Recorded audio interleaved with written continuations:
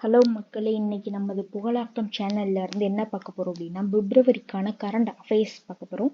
இன்னும் 98 நாட்கள்ல TNPSC exam வரப்போகுது. ஸோ நம்ம இப்போ கரண்ட் அஃபேர்ஸ்குள்ள போயிடலாம். ஃபர்ஸ்ட் நம்ம என்ன பார்க்க போறோம் அப்படின்னா, எந்தெந்த நாள் என்னென்ன செலிப்ரேட் பண்றோம், அந்த நாளுக்கான தீம் ஒன்று வெளியிடுவாங்க. ஸோ அந்த தீம் என்னென்னது அப்படின்னு சொல்லி நம்ம பார்க்கலாம்.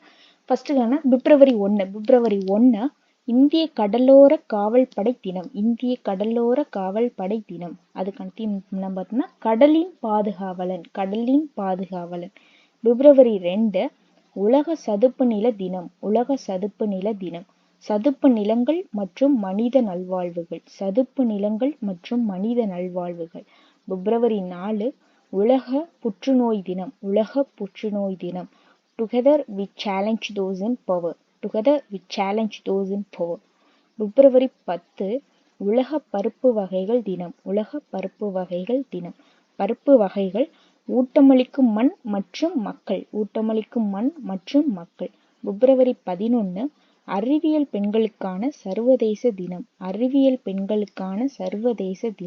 Women's and girls in science leadership a new எரா for sustainability. Women and girls in science leadership a new era for sustainability.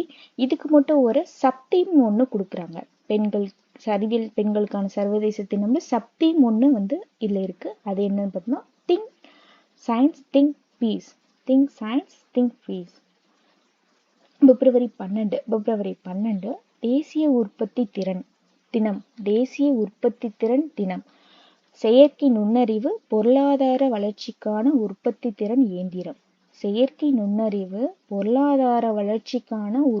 திறன் இயந்திரம். பிப்ரவரி 13 உலக வானொலி தினம். ஒரு நூற்றாண்டு தகவல், பொழுதுபோக்கு மற்றும் கல்வி. பிப்ரவரி 13 தேசிய மகளிர் தினம். Inspire inclusion. பிப்ரவரி 20 உலக சமூக நீதி தினம். இடைவெளிகளை குறைத்தல், கூட்டணிகளை உருவாக்குதல். பிப்ரவரி 21 சர்வதேச தாய்மொழி தினம். பலமொழிக் கல்வி என்பது தலைமுறைகளுக்கு இடையேயான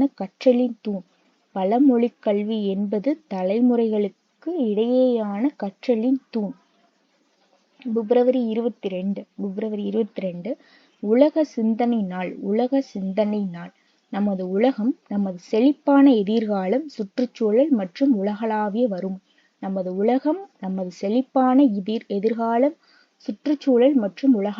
வறுமை. பிப்ரவரி 28 உலக அரசு சாரா அமைப்பு தினம். நிலையான எதிர்காலத்தை உருவாக்குதல், நிலையான வளர்ச்சி இலக்குகளை அடைவதில் தன்னார்வ தொண்டு நிறுவனங்களின் பங்கு. நிலையான எதிர்காலத்தை உருவாக்குவதற்கு நிலையான வளர்ச்சி இலக்குகளை அடைவதில் தன்னார்வ தொண்டு நிறுவனங்களின் பங்கு. பிப்ரவரி 28 தேசிய அறிவியல் தினம். விக்ஷித் பாரதத்திற்கான உள்நாட்டு தொழில்நுட்பம். அடுத்து என்ன பார்ப்போம்னா, ஆப்பிரிக்காவில் உள்ள கேமரூன் இடத்தில் மாஸ்கிரியஸ் என்னும் மலேரியா தடுப்பூசினை முதல் முறையாக குழந்தைகளுக்கு போடுறாங்க. இந்தியாவில் இருக்கிற உத்தரகாண்ட் பகுதியில் முதல்ல ஹெலிகாப்டர் மூலமா அரசு மருத்துவ சேவை வழங்குறதுக்கு தொடங்கப்பட்டாங்க. இந்தியாவில் உத்தரகாண்ட் பகுதியில் முதலில் ஹெலிகாப்டர் அவசர மருத்துவ சேவை தொடங்கப்பட்டது. 2023 ஆண்டுக்கான ஊழல் கண்ணோட்ட குறியீடு. அதாவது ஊழலே இல்லாத நாட்டுல நம்மளோட இந்தியா 93வது இடத்தை பெற்றிருக்கு. அதுல 6 வருடம் தொடர்ச்சியாக ஃபர்ஸ்ட் பிளேஸ்ல இருக்கிறது யாருன்னு பார்த்தீங்கன்னா டென்மார்க். 2வது பிளேஸ்ல பின்லாந்து இருக்கு. 3rd பிளேஸ்ல நியூசிலாந்து இருக்கு. இந்திய கடலோர காவல் படையானது உலகிலேயே 4வது பெரிய கடலோர காவல் படை ஆகும். அதிகபட்ச ராம்சார் தளங்கள் அதிகபட்ச ராம்சார் தலங்கள் வந்துட்டு என்னன்னு பார்த்தீங்கன்னா சதுப்பு நில தினம் கொண்டாடினால அப்போ வந்துட்டு அதிக ராம்சார் தலங்கள் வந்துட்டு போன வருஷம் வரையும் 75 ராம்சார் தலங்கள் இருந்துச்சு. இந்த வருஷம் 5 கூட்டி மொத்தம் 80 ராம்சார் தலங்கள் இருக்கு. அதுல தமிழ்நாட்டுல 16 ராம்சார் தலங்கள் இருக்கு. இது வந்து ஃபர்ஸ்ட் பிளேஸ்ல இருக்கு தமிழ்நாடு. ஸோ செகண்ட் பிளேஸ்ல இருந்தா உத்தரப்பிரதேசம் வந்து 10 ராம்சார் தலங்கள் வந்து இருக்கு. தந்தை பெரியார் வனவிலங்கு சரணாலயம் வந்து ஈரோடு மாவட்டத்தில் உள்ள பார்க்கூர் மலையில இருக்கிற காப்பு காட்டுல ஏற்படுத்தியிருக்காங்க. இது வந்து 18வது வனவிலங்கு சரணாலயம் ஆகும். 18வது வனவிலங்கு சரணாலயம் என்னன்னு கேட்டீங்கன்னா தந்தை பெரியார் வனவிலங்கு சரணாலயம் அப்படின்னு போட்டுடலாம் கண்ணை மூடிட்டு. 2023வது தளவட செயல்திறன் குறியீடு எத்தனாவது இடத்துல இந்தியா இருக்குன்னா 38வது இடத்துல இந்தியா இருக்கு. ஃபர்ஸ்ட் டிஜிட்டல் தேசிய கல்வெட்டு அருங்காட்சியகம் டிஜிட்டல் தேசிய கல்வெட்டு அருங்காட்சியகம் வந்து எங்க இருக்குன்னா ஹைதராபாத்ல இருக்கு. ஃபர்ஸ்ட் ஸ்மார்ட் வெடிமருந்து நம்மளோட சென்னையில இருக்கிற ஐஐடில இருந்து கண்டுபிடிச்சிருக்காங்க. ஸ்மார்ட் வெடிமருந்து கண்டுபிடிச்சிருக்காங்க ஃபர்ஸ்ட்ல. அதுக்கப்புறம் போக்குவரத்து நெரிசல் கொண்ட இடத்துல வந்துட்டு ஃபர்ஸ்ட் இடத்துல லண்டன் இருக்கு. நம்ம இந்தியாவில் வந்து எது இருக்கு அப்படின்னு பார்த்தோம்னா பெங்களூர் வந்து 7th பிளேஸ்ல வந்துட்டு போக்குவரத்து நெரிசல்ல இருக்கு பெங்களூர்.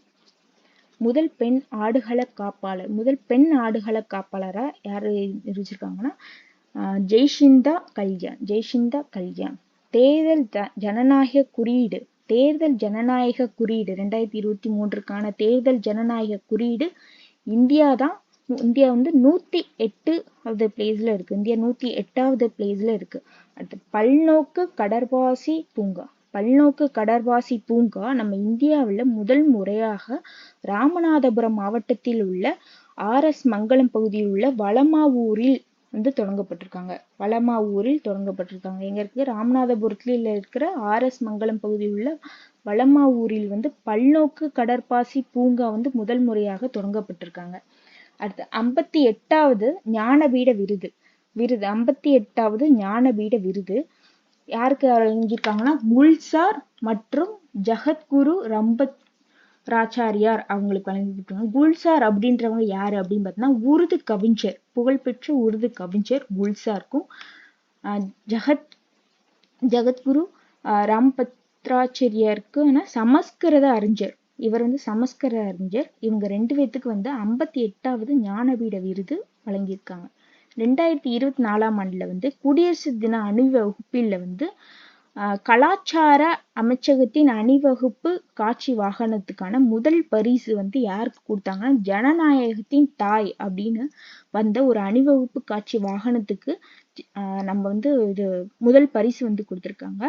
அது ஐக்கிய பேரரசின் பிளாவட்னிங் விருதுகள் யார் கொடுத்திருக்காங்கன்னா பேராசிரியரான ராகுல் நாயர், கமோஹில் மாலிக் மற்றும் தன்மய்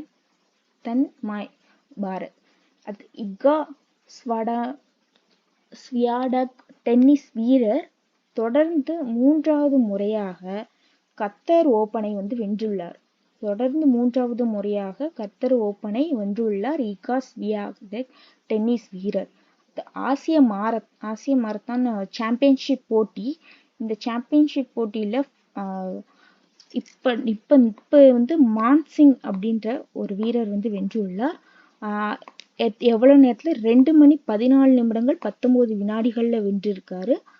இதை வந்துட்டு ஃபர்ஸ்ட் யார் வென்றாங்க அப்படின்னா கோபி தனாக்கல் அப்படின்றவங்க 2017ல 2 மணி நேரம் 14 நிமிடங்கள் 40 வினாடிகள்ல வென்றிருக்காங்க. 5 முறை தொடர்ச்சியாக நிதிநிலை அறிக்கையை தாக்கல் செய்தவங்க யாரு அப்படின்னு பார்க்கலாம். நம்மளோட ஆண்டுக்கு பிப்ரவரி 1ஆம் தேதி நிதிநிலை அறிக்கையை தாக்கல் செய்வாங்க. அந்த தாக்கல் செய்யல 5 முறை தொடர்ச்சியாக யார் தாக்கல் செஞ்சிருக்காங்கன்னா ஃபர்ஸ்ட் மன்மோகன் சிங், அருண் ஜெட்லி, ப. சிதம்பரம், யஷ்வந்த் சின்ஹா. மன்மோகன் சிங், அருண் ஜெட்லி, ப. சிதம்பரம், யஷ்வந்த் சின்ஹா. அந்த 5 முறை தொடர்ச்சியாக அறிக்கை வெளியிட்டும் ஒரு இடைக்கால பட்ஜெட்டையும் வெளியிட்டிருக்கிறது யாருன்னு பார்த்தோம்னா மொரார்ஜி தேசாய். நிர்மலா சீதாராமன், இப்போ கரண்டா இருக்கிற நிர்மலா சீதாராமன் 5 முறை தொடர்ச்சியாகவும் ஒரு இடைக்கால பட்ஜெட்டையும் வெளியிட்டிருக்காங்க. வான் மித்ரா திட்டம், வான் மித்ரா திட்டம் ஹரியானா என்ற இடத்துல வந்து தொடங்கப்பட்டது. வான் மித்ரா திட்டம் ஹரியானா என்ற இடத்தில் தொடங்கப்பட்டது. பையில்லா பள்ளிகள், பையில்லா பள்ளிகள் மத்திய பிரதேசத்தில் தொடங்கப்பட்டது. மத்திய பிரதேசத்தில் தொடங்கப்பட்டது. உத்தரகாண்ட்ல முதலமைச்சர், இப்போ உத்தரகாண்ட்ல புதுசா முதலமைச்சரா நியமிக்கப்பட்டவர் யாருன்னா புஷ்கர் சிங் தாமி, புஷ்கர் சிங் தாமி. அடுத்து ஜார்க்கண்ட், ஜார்க்கண்ட்ல முதலமைச்சரா நியமிக்கப்பட்டவர் சம்பாய் சேரன், சம்பாய் சேரன். இவர் வந்து 12வது முதலமைச்சர். 16வது நிதி ஆணையத்தின் உறுப்பினர், 16வது நிதி ஆணையத்தின் உறுப்பினரா யார் நியமிக்கப்படுகிறாங்க? அரவிந்த் பனகரி, அரவிந்த் பனகரி. இந்திய பட்டய கணக்கறிஞர்கள் கழகம், இந்திய பட்டய கணக்கறிஞர்கள் கழகம், இதுல வந்து ரஞ்சித் குமார் அப்படின்றவரை நியமிக்கப்பட்டாங்க. ரஞ்சித் குமார், ரஞ்சித் குமார். சர்வதேச நீதிமன்றம், சர்வதேச நீதிமன்றம் நவாப் ஷலாம், நவாப் ஷலாம். இந்திய தொலைத்தொடர்பு ஒழுங்குமுறை ஆணையத்தின் தலைவர், அதாவது ட்ராய் என்று சொல்லப்படுகிற அந்த இதுக்கான தலைவர் வந்து யாருன்னு பார்த்தீங்கன்னா அனில் குமார் லஹேட்டி, அனில் குமார் லஹேட்டி. இவர் வந்து இதுக்கு முன்னாடி எதுல இருந்தாருன்னா ரயில்வே வாரியத்தின் முன்னாள் தலைவராகவும் இருந்திருக்காரு மற்றும் தலைமை நிர்வாக அதிகாரியாகவும் இருந்திருக்காரு. ரயில்வே வாரியத்தின் முன்னாள் தலைவரும் மற்றும் தலைமை நிர்வாக அதிகாரியாகவும் இருந்திருக்காரு. யாருன்னா அனில் குமார் லஹேட்டி, அனில் குமார் லஹேட்டி.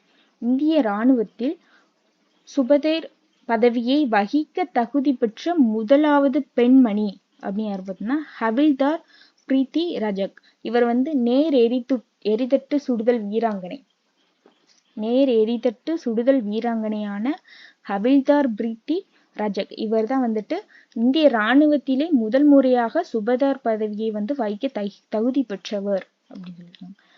மேற்கு தொடர்ச்சி மலையில உள்ள சிறிய டிராகன், மேற்கு தொடர்ச்சி மலையில இருக்கிற சிறிய டிராகன் அப்படின்றது என்னன்னு பார்த்தோம்னா கங்காரு பள்ளி, கங்காரு பள்ளி, கங்காரு பள்ளி. ரெட்பா ஏரி, லாக்ரோஸ்ல இருக்கிற லாக்ரோஸ் என்று சொல்லப்படுகிற இளஞ்சிவப்பு ஏரி. இந்த ஏரி வந்து இந்த ஏரியில வந்துட்டு பாசிகள், நுண்ணிய ஆல்கா பாசிகள் மற்றும் பாக்டீரியாவை தவிர எந்த உயிர்களும் வந்து அந்த ஏரியில கிடையாது. இது வந்து ஆப்பிரிக்காவில் உள்ள செனகலின் டஹார் நகரம்ல இருக்கு, டஹார் நகரம்ல இருக்கு. இது வந்து ரெட்பா ஏரின்றது ஆப்பிரிக்காவில் உள்ள செனகலின் டஹார் ஏரியால நகரம்ல இருக்கு.